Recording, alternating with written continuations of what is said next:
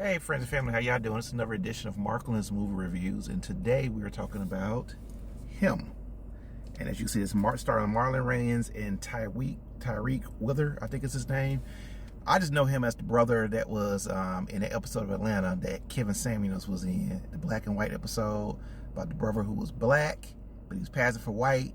But then it turns out that because he was white, he couldn't get a scholarship, he couldn't go to school. So if you hadn't seen the episode of Atlanta, that's a great episode of Atlanta. And of course, everybody know Marlon Wayans from In Living Color. Was he actually in Living Color? I guess he was in Living Color, but Mo Money, Scary Movie, Don't Be a drinking your Don't Be a Hood, or Drinking Your Juice in the Hood.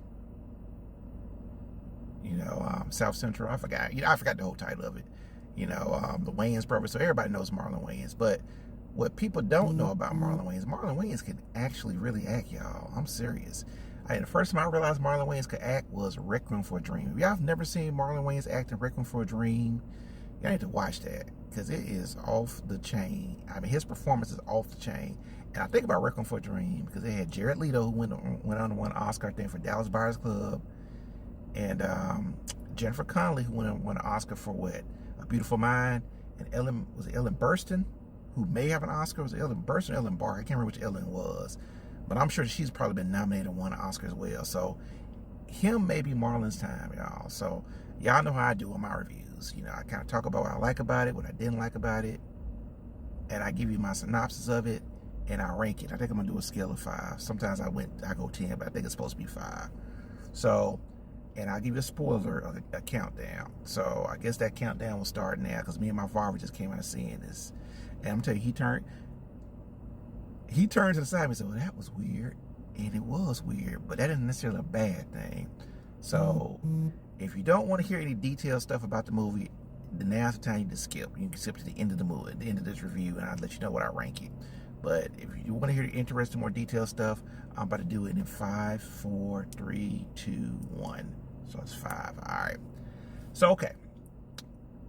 Here's the premise of the movie. This guy, Cam, just finished college, and he's going to go to the combine. And this guy right here, Zay, is his football idol GOAT.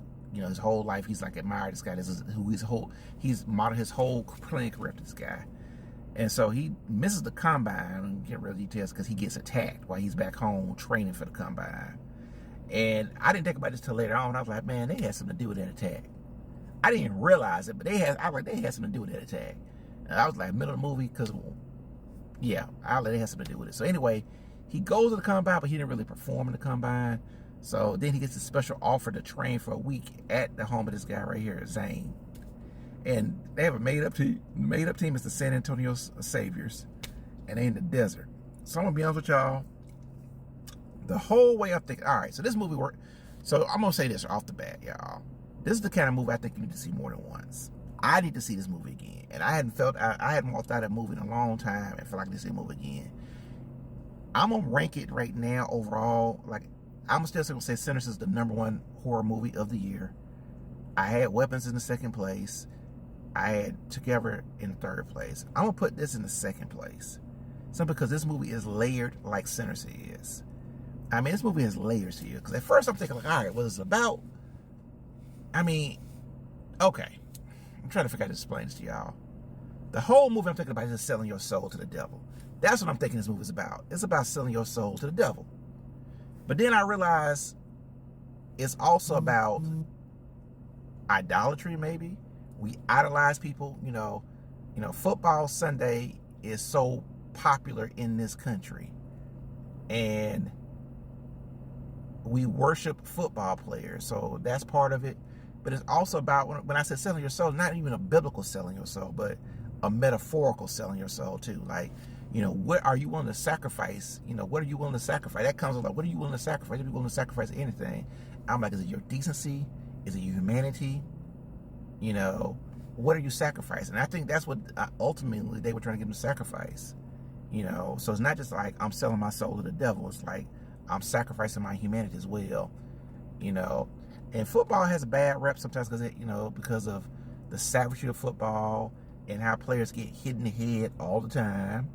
and get CTE. That's also, I think, a theme through this movie, about how you get hit in the head so much times that you lose yourself, you become crazy, and you become something else because of the brain damage that's done. So like I said, this is a layered movie. I really want to go see this movie again. It's a lot of symbolic imagery. And then I started wondering, well, does this boy, because he had a concussion, is this actually happening, or is it in his head? Because it's like one of the movies you wonder, like, well, because the movie's divided into days. Like, it's 7 days he spends with, so each segment of the movie's like, this is day 1, this is day 2, and stuff like that. So I'm wondering, is he actually seeing this stuff, or is it just in his head because he got a concussion?